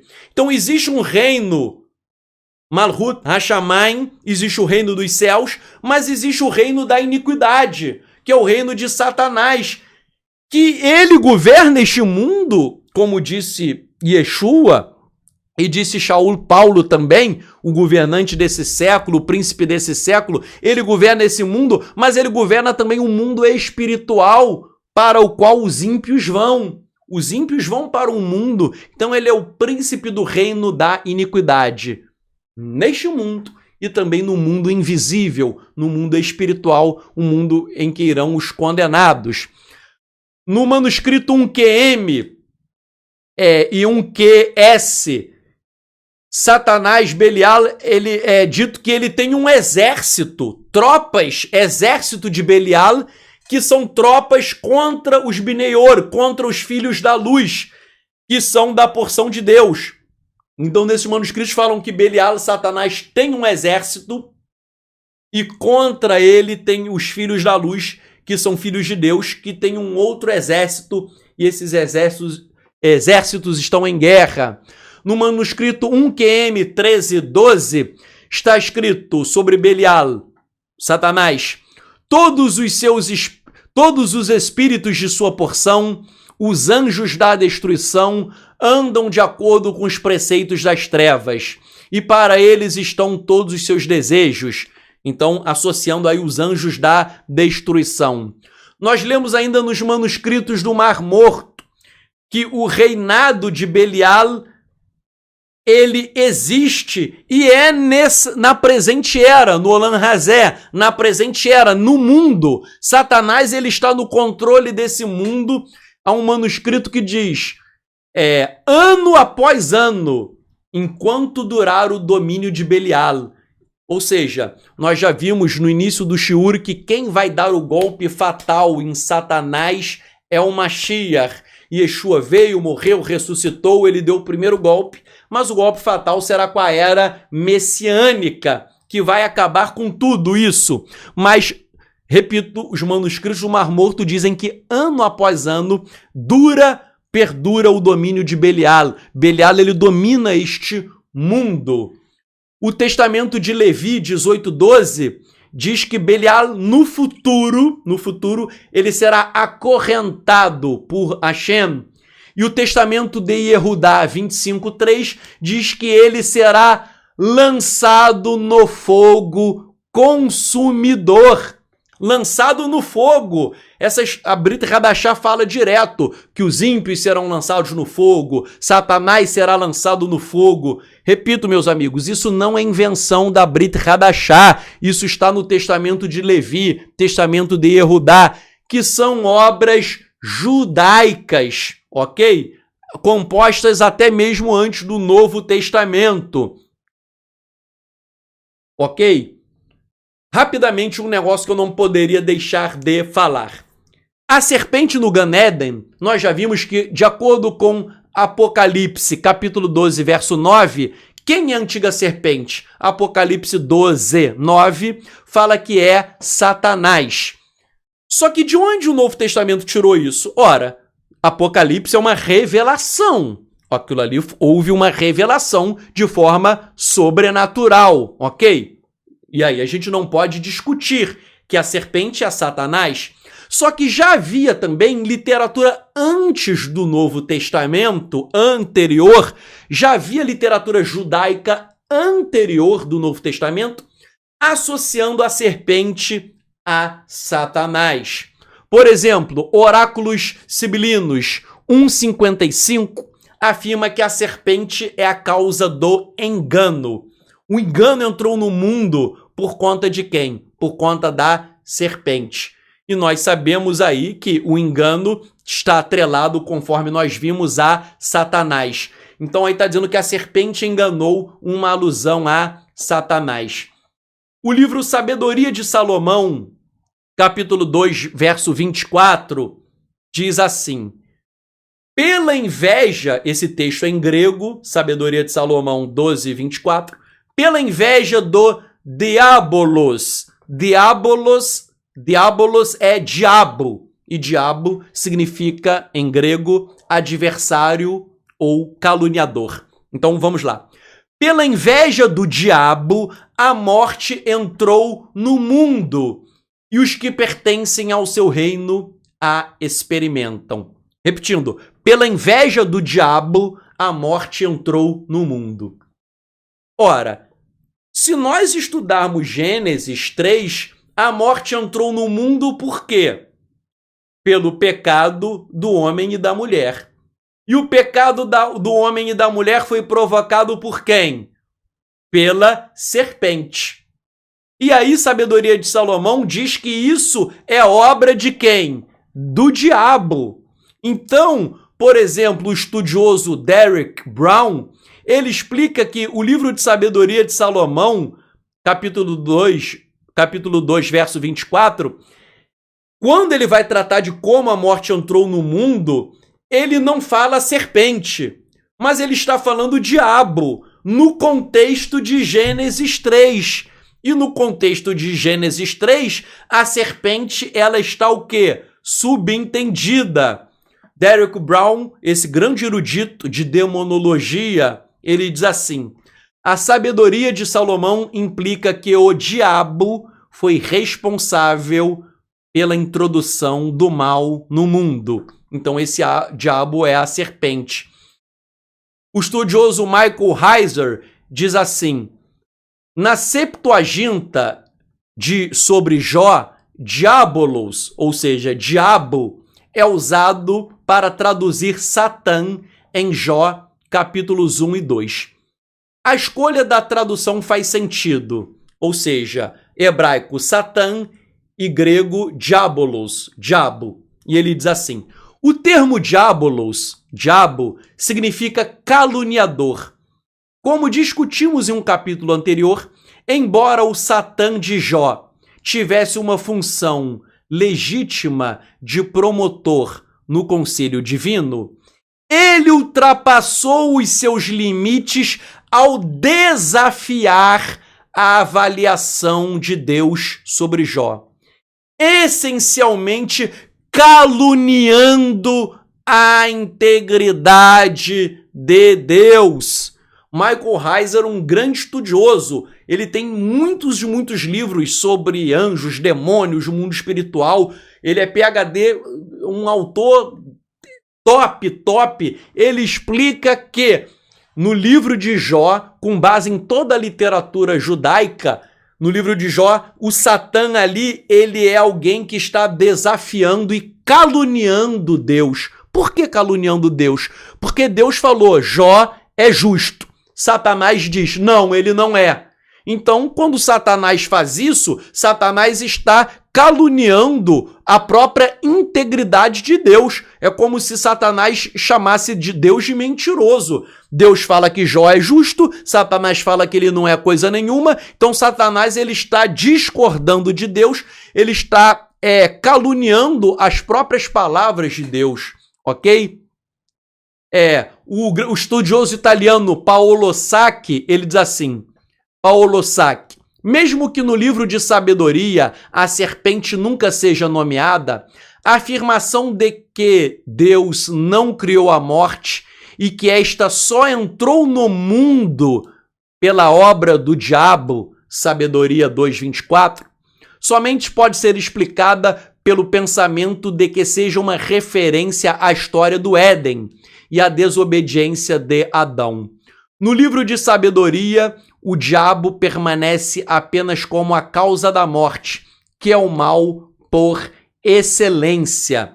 Então aí ele está dizendo que o livro Sabedoria de Salomão, ele fala do diabo e não fala sobre a serpente, mas no contexto, o diabo ali é a própria serpente que causa a desobediência de Adão, porque ele é a causa da morte, ele é a causa de um mal adentrar no mundo.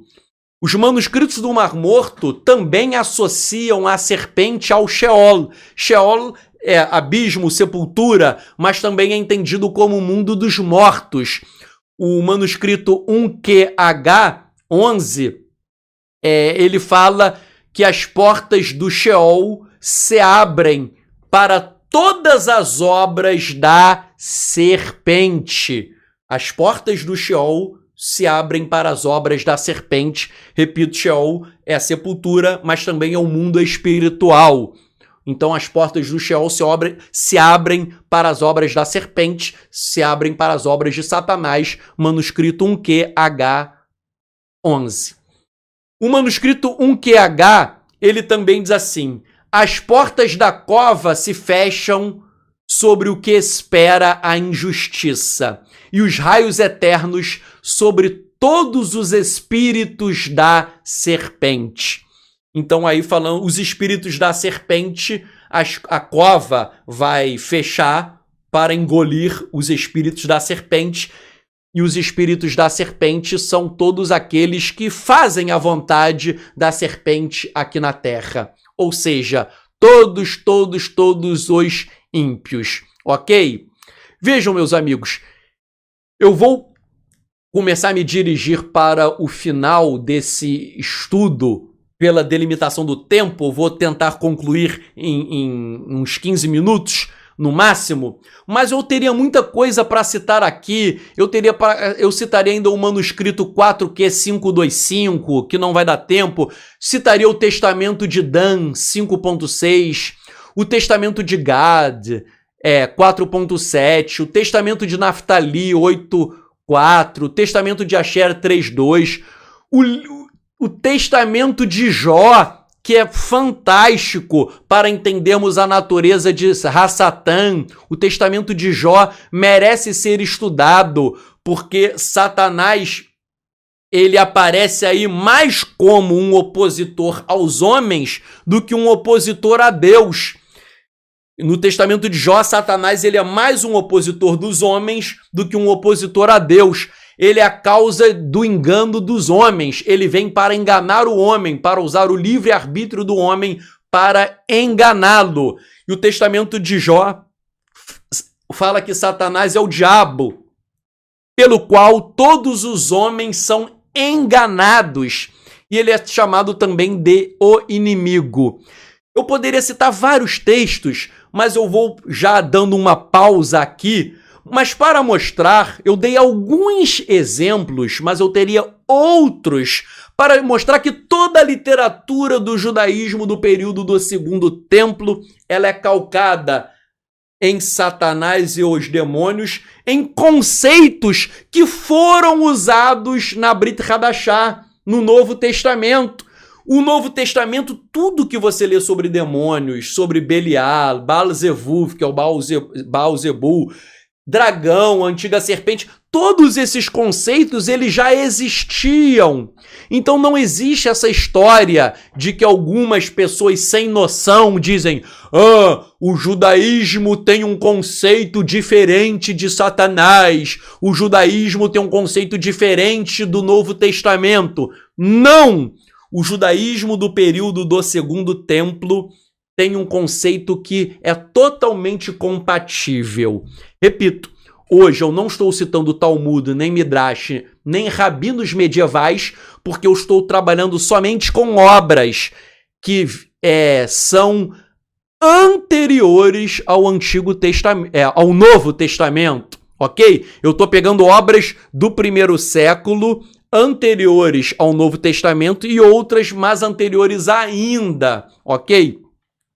Algumas são até um pouquinho depois, mas são cópias de manuscritos originais que eram anteriores. Que fique bem claro, tem livros que eu citei que, sei lá, é um pouco 10 anos, 20 anos depois do Novo Testamento, mas a cópia é dessa data, o original é muito, muito, muito mais antigo, séculos antes, ok? Com base em tudo isso, para finalizarmos, eu gostaria de ler alguns textos da Brit Hadashah para dar um fecho em tudo que nós falamos. 1 Yohanan, 1 João 3,8, está escrito: quem comete pecado é de Hassatã, porque Hassatã era pecador desde o princípio. E por isso apareceu o Filho de Elohim, para destruir as obras de Hassatã. Para que veio Yeshua? Para desfazer as obras de Hassatã. Meu irmão, minha irmã, quem vive no pecado é instrumento de Satanás. É triste, mas é uma pessoa que faz parte do exército de Satanás aqui na terra. E Yeshua veio para quê? Para desfazer estas obras, para aniquilar todo o mal. Quem é firme com Yeshua se libertou das artimanhas, se libertou do engano. E na era messiânica haverá aí a vitória total. Cito ainda Yohanan, João 12:31, está dizendo: agora é o julgamento deste mundo. Agora o governante deste mundo foi expulso. Agora o governante foi expulso. Ué, mas Satanás ainda está atuando aí? Como ele foi expulso? Ele foi expulso na vida de todos aqueles que estão firmes em Yeshua. Quem está firme em Yeshua, o governante desse mundo, foi expulso. Agora, o governante desse mundo ainda age aqui na terra, ok? Porque ele é o príncipe desse mundo, ele é o governante deste mundo. Agora, quem está firme com Yeshua conseguiu o quê? Uma libertação da força das trevas. Eu não tenho tempo, mas para dar meu testemunho que é longo, mas eu não nasci cumprindo Torá, praticando, eu mesmo nunca fui macumbeiro, nunca fui feiticeiro, nunca fui isso, mas já tive muitas experiências com o mundo das trevas. Nunca fui, praticante dessas religiões, mas já tive muitas experiências com as forças das trevas. Isso é algo que existe, é algo que é real. E Yeshua é quem expulsa e aniquila todo o mal. Cito ainda 2 Coríntios 4:4. Para aqueles cujas mentes o Deus deste mundo, uma referência a Satã, para aqueles cujas mentes o Deus deste mundo cegou, a fim de que não crescem, para que a luz do evangelho da glória do Mashiach, que é a semelhança de Hashem, despontasse sobre eles. Ou seja, o texto está falando que o Deus deste mundo está cegando as pessoas. Há uma cegueira espiritual e as pessoas estão praticando o pecado por quê? Porque elas estão o quê? Totalmente cegas, ok? Totalmente cegas. Mateus 25:41, Yeshua diz: então dirá também aos que estiverem à sua esquerda: apartem-se de mim, malditos, para o fogo eterno, que está preparado para o acusador e seus anjos. Yeshua está falando que os ímpios, eles serão lançados no fogo eterno, que está preparado para o acusador e os seus anjos. Então, uma alusão também a uma condenação dos ímpios que irão para o mesmo lugar do acusador e dos seus anjos. E qual é o destino do acusador e dos seus anjos? Qual o destino de Satanás? Apocalipse, capítulo 20, verso 10, fala que depois do milênio, depois que Satanás ele é preso, fica 1000 anos preso, depois ele é solto, depois de tudo isso, Apocalipse 20, verso 10 diz, Apocalipse 20, 10, e o acusador que os seduziu foi lançado no lago de fogo e enxofre, onde estava também a besta e o falso profeta. E eles serão atormentados dia e noite para todo o sempre. Então aí está falando de uma condenação e um tormento eterno para Ra-Satã e seus anjos. E isso, gente, entra também, só para concluir, até no contexto da condenação dos homens. Porque o que acontece com os homens? Será que eles serão punidos eternamente? Ou será que depois eles serão aniquilados? Há uma teoria que diz o quê? Que quando o ser humano é condenado eternamente, ele será extinto, ele vai desaparecer. Mas há uma teoria que fala que o homem ele vai ser punido eternamente. E essa teoria de uma punição eterna, ela tem um certo sentido. Por quê? Porque Apocalipse capítulo 20, versos 14 e 15, falam que os ímpios serão lançados no lago de fogo. Apocalipse 20, versos 14 e 15, falam que os ímpios serão lançados no lago de fogo. Ou seja, o que acontece com o ímpio? É lançado no lago de fogo.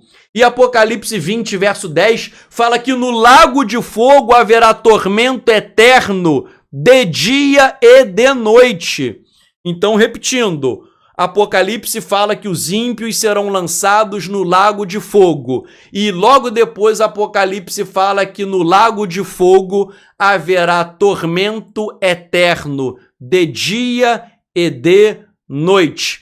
E Yeshua, em Mateus 25, 41, ele diz, então dirá também aos que tiverem à sua esquerda, apartem-se de mim, malditos, para o fogo eterno, que está preparado para o acusador e os seus anjos. Ou seja, muitos interpretam aí como uma referência a uma punição eterna. Repito, há duas correntes. Uma que diz que os ímpios, depois da condenação definitiva e do juízo final, há uma corrente que diz que eles serão aniquilados e há uma segunda corrente que diz que não, que eles serão punidos para todo o sempre. E essa punição eterna, ela teria base em Apocalipse 20, versos 14 e 15 e também no verso 10. E também em Mateus 25,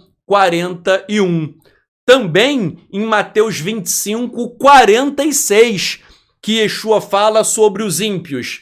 E eles irão para o tormento eterno, e os justos para a vida eterna. Então aí Yeshua fala que os ímpios vão para o tormento eterno.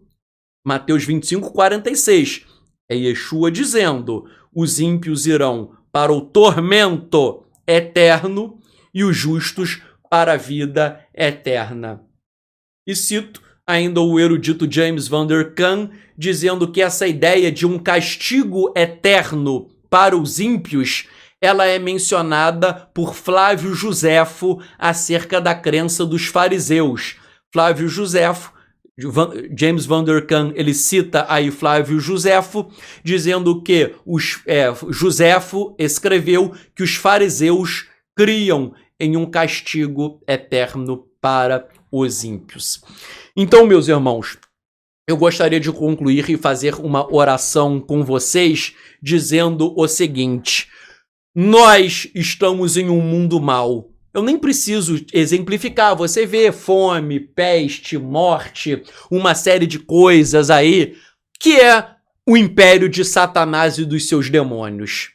Mas existe o Malhut Hashamayim, o reino dos céus, Malhut HaMashiach, o reino do Messias, que é o reino para os justos, o reino daqueles que estão com Yeshua. E existe essa batalha entre Bnei Or, os filhos da luz, e Bnei Rosher, os filhos das trevas. E nós temos que tomar uma posição.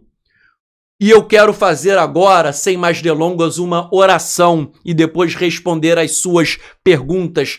Mas uma oração para que nós tenhamos uma firmeza, uma autoridade espiritual e uma libertação para aqueles que precisam. Meu irmão, se concentre agora que nós vamos fazer uma oração que terá um impacto no mundo espiritual. Hashem, nós oramos a Ti, clamando. Eterno, nós sabemos que o mundo jaz no maligno. Nós sabemos que Satã, ele mata, rouba, destrói, ele engana, ele seduz, ele cegou o entendimento das pessoas para que não crescem na glória do Evangelho de Mashiach. Por isso eu clamo a Ti pela Tua bondade, pela Tua misericórdia, pela Tua graça. Quebra os grilhões demoníacos, quebra as cadeias que fazem com que as pessoas e muitos que nos ouvem vivam uma vida de pecado, uma vida de idolatria, uma vida de imoralidade sexual, uma vida de mentira, uma vida de calúnia, uma vida de soberba, de arrogância, de inveja, de maldade, de violência, de língua má, de avareza, de falta de amor pelo próximo, de falta de amor pelos perdidos, de maldade no coração. Eterno, traga libertação, não pelo meu nome, mas pelo nome poderoso de Meler HaMashiach, do Rei Messias. Eterno, nós clamamos, Pai, que essas pessoas que nos ouvem, que elas, porventura, as que precisam de libertação, que a libertação venha. E aqueles que já te conhecem, que tenham firmeza, que não venham a ser seduzidos, pois nós lemos na Brit Hadashah que haveria a operação do engano, a operação do erro, e se possível, até mesmo os eleitos seriam enganados. Eterno, ajuda-nos, Pai. Abre os nossos olhos espirituais para que nós enxerguemos o invisível, para que nós enxerguemos esse mundo que os nossos olhos naturais não veem, mas essa realidade é presente, ela é real e nós precisamos quebrar toda a estrutura de poder do adversário pela força de Yeshua HaMashiach, que nós possamos alcançar, Pai, uma elevação espiritual. Tenha misericórdia e liberta, Pai, liberta, cura pelo poder de Yeshua HaMashiach e faça com que nós venhamos a viver em obediência, pois a desobediência, a transgressão, a iniquidade é o alimento que Satã gosta. Aqueles que vivem na hipocrisia, falam da palavra de Hashem, mas não vivem o que pregam. Tudo isso é operação do engano, tudo isso é operação do erro, tudo isso é operação satânica aqui na terra. Eterno, muita gente vive o que não prega, muita gente fala, mas não faz o que vive, não pratica aquilo que fala. Eterno, tenha compaixão, cura, liberta, e que todos nós possamos vencer essa guerra espiritual. Shaul falou que combateu o bom combate, e o nosso combate não é contra o sangue nem contra a carne, mas o nosso bom combate é contra os principados e potestades, é contra Satã e as suas hostes malignas.